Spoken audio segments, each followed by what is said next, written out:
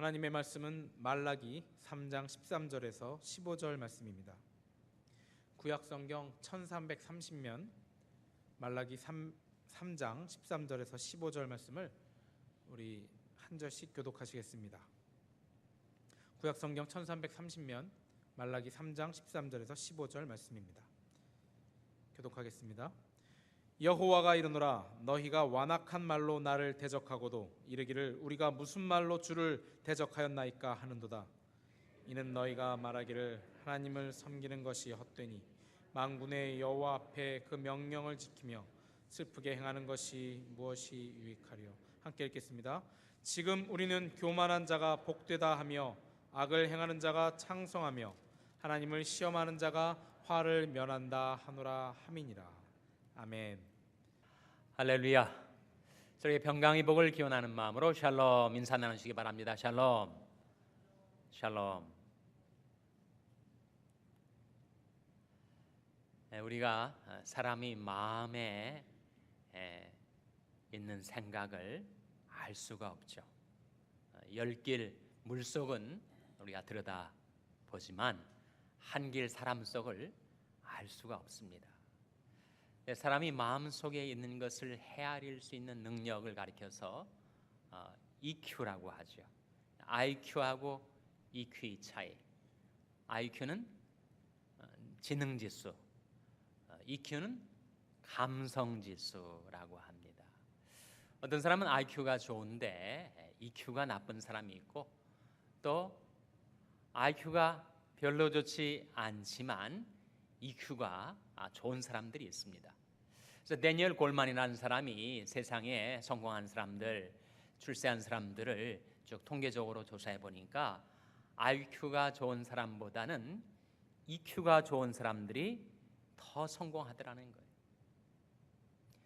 그래서 EQ를 구성하는 것이 뭔가 봤더니 self-awareness, 자기 자신을 인식하는 능력, self-determination, 자기 자신이 결정을 할 수 있는 능력, 예스인지 노인지 분명하게 자신의 입장, 자신의 뜻을 결정할 수 있는 능력이 EQ를 구성하는 요소들에 들어가 있는데, 그 중에 하나 empathy라는 것이 있다는 겁니다.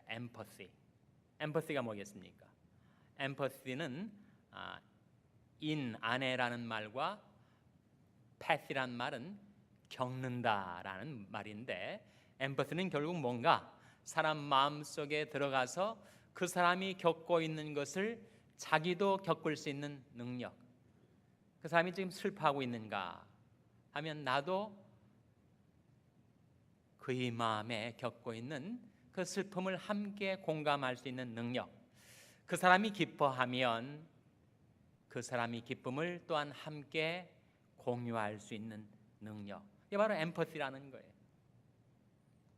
그렇기 때문에 EQ가 좋은 사람, 이렇게 자기를 인식하고 자아 결정을 내리고, 결국 인격이라는 말이 자아의식과 자아결정인데, 그 중에서도 특별히 다른 사람들이 다른 사람이 내면 세계 속에서 진행되고 있는 것을 공감할 수 있는, 같이 겪을 수 있는 능력이 바로 EQ에 들어간다는 것입니다. 그렇게 사람 속에 있는 것을 우리가 함께 공감하고 공유하기가 어려운데, 하물며 하나님이 어떻게 생각하시고 어떻게 겪고 계시는가, 그걸 정말 알 수가 없는 거죠, 여러분. 사람의 내면도 우리가 헤아리기가 어려운데, 하물며 하나님의 내면을 우리가 어떻게 헤아릴 수가 있겠습니까? 과연 하나님은 우리가 어떻게 살아갈 때 기뻐하시고 또 어떻게 살아갈 때 슬퍼하실까? 내가 말을 하면서 살아가는데 내가 하는 말이 하나님을 기쁘시게 하는 말일까? 아니면 하나님을 슬프시게 하는 말일까? 우리 알기가 어렵습니다. 사람 속도 모르는데 하나님 속을 우리가 어떻게 알 수가 있겠어요? 그런데 하나님께서 그 하나님이 내면 세계에서 진행되는 일을 우리에게 열어 보여 주셨다는 겁니다. 열어 보여주다에 해당되는 단어가 바로 뭐죠? 열어 보여주다. 뭐겠습니까? 계시죠, 계시. 계시의 계자는 열 개자, 시자는 보일 시자. 감췄던 것인데, 우리가 알 수 없는 것인데 하나님이 열어 보여 주시는 것. 계시를 통해서 우리는 하나님이 이럴 때는 기뻐하시고 이럴 때는 슬퍼하시는구나, 그걸 우리가 깨달아 알 수가 있게 해 주신 것입니다. 우리의 삶의 내용들, 우리의 행동들, 우리 말들, 우리 말들 중에서 어떤 것들은 하나님을 기쁘시게 하는 말이 될 수 있지만, 또 어떤 말들은 오히려 하나님을 거스리고 하나님을 대적하는 말이 될 수가 있다는 거예요. 그렇기 때문에 일단은 말을 좀 적게 하는 것이 유리합니다. 말을 많이 하다 보면 어떻게 돼요? 말을 많이 하다 보면 일단 실수하니까. 어떤 내 마음이 그런 본 마음이 아닌데 말을 많이 하다 보니까 내 마음에 없는 엉뚱한 말을 실현할 때가 있으니까.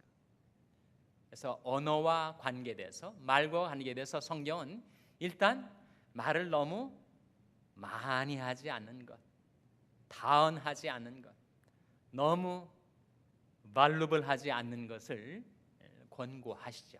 잠언 10장 19절 한번 찾아보시기 바랍니다. 잠언 10장 19절. 구약성경 920면 잠언 10장 19절 말씀 우리 찾아서 같이 읽겠습니다.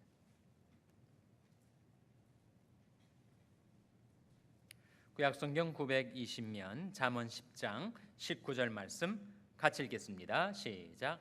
말이 많으면 허물을 면키 어려우나 그 입술을 제어하는 자는 지혜가 있느니라. 정말 맞는 말씀 아닙니까? 말이 많다 보면 실수하기 쉽고 또 허물을 면키 어렵지만 자기 입술을 제어하는 자, 입술 제어가 쉽지 않습니다. 누군가가 내 마음을 격동시킬 때, 프로보크할 때, 그때 아무리 입을 다물고 싶어도 내 입을 통해서 말이 터져나간다는 거예요. 그래서 우리 의지력으로 통제가 잘 안 됩니다. 혀는 능히 길들일 사람이 없나니 쉬지 아니하는 악이요 죽이는 독이 가득한 것이라. 혀를 통제한다는 것, 입술을 제한다는 것 정말 어렵습니다. 우리의 자제력으로 혀를 제어하기가, 입술을 제어하기가 어렵기 때문에 기도해야 하는 거죠. 여호와여, 내 입 앞에 파수꾼을 세우시고 내 입술의 문을, 여호와여 내 입 앞에 파수꾼을 세우시고 내 입술의 문을 제하소서. 기도해야 됩니다. 하나님 앞에 우리 혀를 통제하고 우리 입술의 문을 제어할 수 있는 자제력을 달라고 기도해야 하는 거죠. 우리 모든 말들은 다 심각한 평가를 받습니다. 내가 무심코 한 말인데 그 말이 그리 대단한 영향력을 발휘할 수 있을까? 그럼 우리 모든 말들은 다 하나님 앞에서 저울질을 받게 됩니다. 우리가 무심코 한 말들도 다 하나님 앞에서 평가된다고 예수님이 말씀하셨어요. 마태복음 12장 36절 37절 한번 찾아보시기 바랍니다. 마태복음 12장 36절 37절 말씀.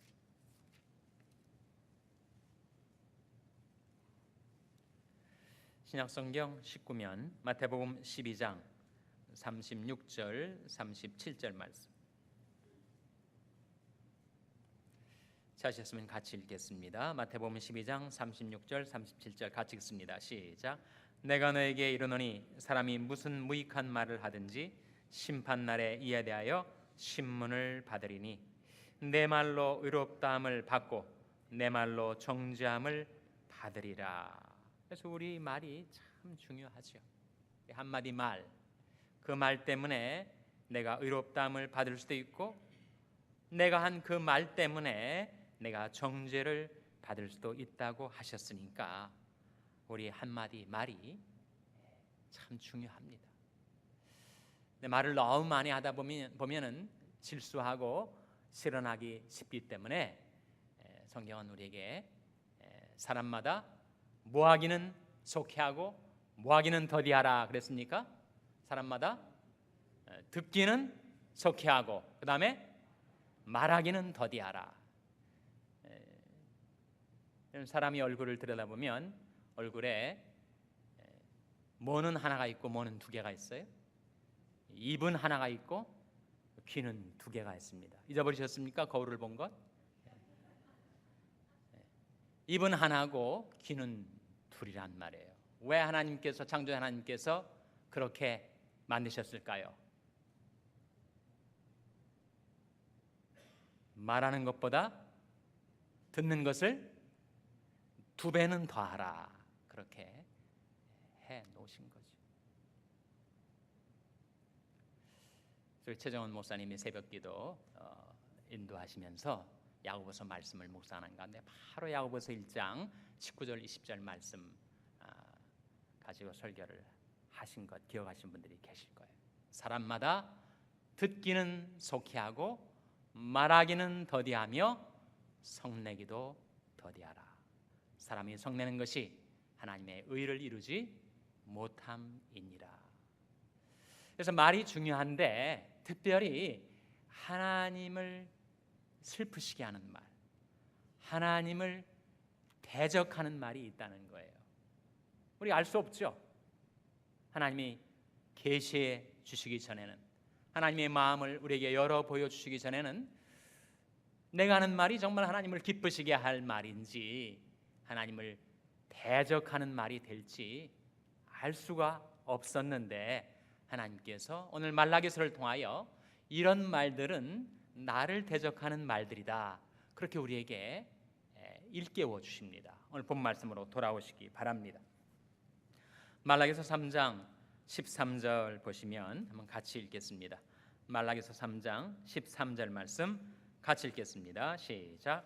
여호와가 이르노라 너희가 완악한 말로 나를 대적하고도 이르기를 우리가 무슨 말로 주를 대적하였나이까 하는도다. 이 말씀 속에 우리가 하는 말 중에 완악한 말 그리고 주를 대적하는 말이 있다는 거예요.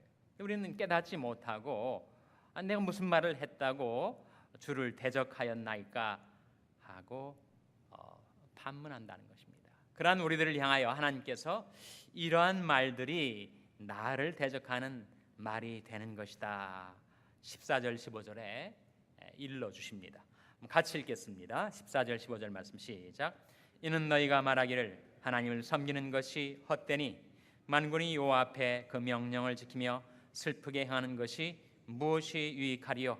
지금 우리는 교만한 자가 복되다 하며 악을 행하는 자가 창성하며 하나님을 시험하는 자가 화를 면한다 하노라 함이니라. 이 말씀 속에 하나님을 대적하는 말 몇 가지가 나오죠?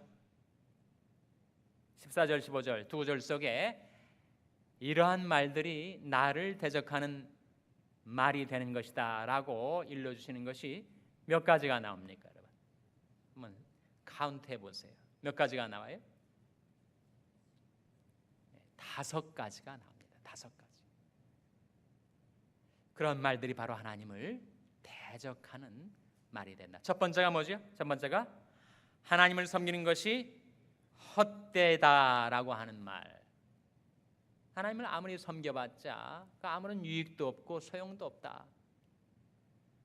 굳이 그렇게 답답하게 하나님께 매여서 구속을 당하고 그렇게 살 필요가 뭐가 있는가? 자유롭게 자유분방하게 마음 내키는 대로 발걸음 닿는 대로 그렇게 살아가면 되는 것이지, 하나님을 섬기는 것이 무슨 유익이 있는가라고 하는 말, 그것이 바로 하나님을 대적하는 말이라는 거예요. 하나님을 섬겨봤자 아무 소용없다라고 하는 말이 하나님을 대적하는 말이 된다는 거예요. 두 번째는 뭡니까? 두 번째는 만군의 여호와 앞에 그 명령을 지키는 것이 무엇이 유익하겠는가 하는 말이 바로 하나님을 대적하는 말이라는 거예요. 하나님의 명령을 지키다 보면 슬프게 행할 때가 있습니다. 물론 우리 심령은 말씀을 순종하는 까닭에 기쁨이 있지만 이 세상의 흐름과 거스려서 하나님의 말씀에 순종하며 살다 보면 자기 삶 속에 괴로움과 슬픔이 다가올 때가 있다는 거예요. 그래서 어떤 사람들이 그렇게 말을 한다는 겁니다. 우리가 하나님의 명령을 지키면서 슬프게 행하며 살아오는 것이 결국 무슨 유익이 있단 말인가 라고 하는 말이 하나님을 대적하는 말이 된다는 겁니다. 하나님 말씀 순종해봤자 다 소용없는 거야. 그것 때문에 내가 손해보고 슬픔을 당하는 것이 무슨 유익이 있어? 라고 하는 말이 하나님을 대적하는 말이 된다는 겁니다. 셋째로 어떤 말이 하나님을 대적하는 말이 되는 거예요? 15절에 교만한 자가 복되다 라고 하는 말이 하나님을 대적하는 말이 된다는 겁니다. 교만한 자, 성경의 교만한 자는 어떤 자를 말하죠? 하나님을 떠나서도 성공할 수 있다고 말하는 것, 그것이 바로 교만입니다. 전성적으로 좀 온화한 사람이 있고 또 좀 자긍심, 자부심을 갖는 사람도 있지만 그런 인간적인 태도에 의해서 교만과 겸손이 가려지는 것이 아니라 성경이 말하는 교만은 무엇인가? 하나님 떠나서도 하나님 없이도 내가 얼마든지 내 인생을 성공적으로 영위할 수 있다고 생각하는 사람, 그 사람이 바로 교만한 자인데 결국은 그렇게 교만한 자가 세상에서 잘 되는 거야, 교만한 자가 복을 받는 거야 라고 말을 한다면 그 말을 하는 것이 바로 하나님을 대적하는 것이 된다는 거예요. 그럴 수가 없다는 거예요. 교만한 자가 복받은 인생이 될 수가 없다는 것입니다. 성경적으로 하나님을 떠나서 자기 자신을 의지하고 그리고 스스로 자신을 성공시키려고 행하는 교만한 자가 어찌 잘 될 수가 있는가? 성경의 가르침과 정반대로 내가 경험해 본 바에 의해서 내가 발견한 것이 결국은 세상에서 자기 자신을 주장하고 내세우고 그리고 자기 자신을 의지하는 교만한 자가 복을 받는 것 같아 라고 하는 그 말이 바로 하나님을 대적하는 말이 된다는 거죠. 네 번째, 어떤 말이 하나님을 대적하는 말이 된다고 했습니까? 악을 행하는 자가 창성하게 된다 하는 말입니다. 자기 꾀를 의지하고 술수를 의지하고 거짓을 사용해서 어떻게 해서든지 이 세상에서 창성케 되는 자, 결국은 하나님을 의지해서 정직하게 해나보면 늘 손해 당하고 좌절하고 실패하니까 차라리 악을 행하는 자가 세상에서는 더 잘 되는 거야 라고 말하는 것이 바로 하나님을 대적하는 말이 된다는 것입니다. 다섯 번째, 어떤 말입니까? 어떤 말이 하나님을 대적한다고요? 하나님을 시험하는 자가 화를 면한다 라고 하는 말, 그것이 하나님을 대적하는 말이 됩니다. 하나님을 시험한다는 게 뭐죠? 어떻게 하는 것이 하나님을 시험하는 것입니까? 하나님을 시험한다는 것은 마귀가 예수님 앞에 와가지고 이 성전 꼭대기에서 한번 뛰어내려 보아라. 내가 만일 정말 하나님의 아들이라면 하나님이 천사를 보내셔서 내 발이 돌에 부딪히지 않게 추락 직전에 천사가 내 발을 떠받들어서 다치지 않게 죽지 않게 해줄 거다. 한번 뛰어내려 보아라. 그렇게 사탄이 시험을 했었습니다. 그때 예수님께서 뭐라고 말씀하셨죠? 뭐라고 말씀하셨습니까? 기록되었을 때 주 너희 하나님을 시험치 말라 하셨어요. 그 말씀으로 사탄을 물리치신 것입니다. 그런데 그 사탄의 유혹에 대해서, 사탄의 시험에 대해서 예수님이 인용하신 그 말씀과의 관계 속에서 하나님을 시험한다는 것이 어떤 뜻인가를 우리가 발견하게 되죠. 결국 하나님을 시험한다는 것은 무엇을 말합니까? 내가 성령 꼭대기에서 뛰어내려 봐서 하나님이 과연 나를 구제해 주실지 아니면 나를 방치하실지, 이렇게 될지 저렇게 될지를 한번 테스트해 보는 것이 하나님을 시험하는 것인데, 예수님께서 왜 주 너희 하나님을 시험치 말라 말씀하시면서 마귀를 물리치신 것이었습니까? 하나님을 시험하는 자의 마음속에 무엇이 도사리고 있게 되기 때문입니까? 바로 하나님의 신실하심, 하나님의 사랑, 하나님의 능력에 대한 불신앙 때문이죠. 그것을 절대적으로 신뢰하지 못하는 불신앙이 결국 하나님을 시험하게 만드니까. 그래서 하나님을 시험하는 것은, 그것은 불신앙의 죄를 범하는 것인데, 결국 이 말이 하나님을 대적하는 말이 되는 이유는 뭐예요? 뭐라고 말하고 있는 겁니까? 하나님을 시험하는 자가 화를 면한다. 하나님을 불신하는 자가 결국은 화를 면한다라고 말하는 것은 성경이 말씀하는 그 계시의 말씀과 정반대로 말을 하는 거니까. 하나님을 신뢰하는 자가 화를 면하죠. 하나님을 의지하는 자가 복을 받습니다. 근데 정반대로 하나님을 시험하는 자가 화를 면한다라고 말을 하고 있으니 그게 바로 하나님을 대적하는 말이 된다는 것입니다. 이 5가지 말이 공통점이 있어요.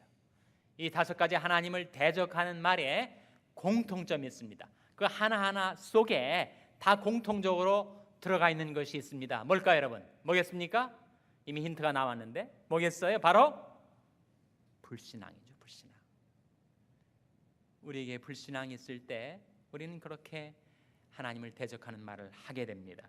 5가지를 다시 한번 보세요. 우리가 불신앙을 갖게 될 때 하나님을 섬기는 것이 다 소용없어, 그렇게 말을 하게 되죠. 우리가 불신앙을 갖게 될 때 하나님의 명령을 지키며 사는 게 아무 유익이 없어 라고 말을 하게 된다는 겁니다. 우리가 불신앙을 갖게 될 때 결국 교만한 자가 복된 거야 라고 말을 하게 되고, 우리가 불신앙을 갖게 될 때 악을 행하는 자가 창성케 되는 법이야 라고 말을 하게 되는 거고, 우리가 불신앙을 갖게 될 때 하나님을 시험하는 자가 화를 면한다 라고 말하게 된다는 겁니다. 그래서 우리가 이 계시의 말씀을 통해서 오늘 한 가지 분명하게 깨닫게 되는 것이 있는데, 우리가 불신앙의 말을 하면 그것은 하나님을 대적하고 하나님을 거스려서 결국 하나님을 슬프시게 해드리는 것이고, 우리가 신앙을 갖고 신앙의 말을 하면 우리는 하나님을 기쁘시게 해드리는 삶을 살 수 있게 됩니다. 바로 그 진리를 히브리서 11장 6절이 밝혀주고 있어요. 한번 찾아보시기 바랍니다. 히브리서 11장 6절. 히브리서 11장 6절 말씀은 신약성경 364면이죠. 히브리서 11장 6절. 여러분이 암송하신 분들이 많이 계실 텐데 주소는 제가 상기시켜 드리는 겁니다. 히브리서 11장 6절 말씀 찾아서 같이 읽겠습니다. 신약성경 364면 히브리서 11장 6절 말씀 다 같이 읽겠습니다. 시작. 믿음이 없이는 기쁘시게 못하나니 하나님께 나아가는 자는 반드시 그가 계신 것과 또한 그가 자기를 찾는 자들에게 상 주시는 이심을 믿어야 할지니라. 이 말씀 가운데 무엇이 없이는 하나님을 기쁘시게 못한다고요? 믿음이 없이는. 그래서 그 모든 하나님을 대적하는 5가지 말들이 공통점은 바로 불신앙인데, 우리가 신앙을 갖고 믿음을 갖고 우리가 말을 하고 살아갈 때 우리는 하나님을 기쁘시게 섬길 수가 있게 되는 것입니다. 하나님을 신뢰하고 하나님을 의지하고 날마다 순간마다 하나님을 바라보고 그렇게 믿음으로 살아가시는 가운데 하나님께서 여러분의 삶 속에 모든 화를 면케해 주시고 예비하신 풍성한 축복을 베풀어 주시기를 주님의 이름으로 축원합니다. 기도하시겠습니다. 아버지 하나님, 하나님 앞에 나온 저들에게 말씀의 계시를 통하여 저들이 어떻게 사는 것이 하나님을 기쁘시게 섬기며 사는 것인지를 깨우쳐 주신 것 감사를 드립니다. 저들도 바울처럼 나를 사랑하사 나를 위하여 자기 목숨을 버리신 하나님의 아들을 믿는 믿음 가운데서 말하고 행하고 살게 하여 주시옵소서. 저들의 모든 불신앙의 말들을 용서하여 주시고 이제 신앙의 말들로 하나님을 기쁘시게 섬기는 저희들이 되게 하여 주시옵소서. 예수님의 이름으로 기도하옵나이다. 아멘.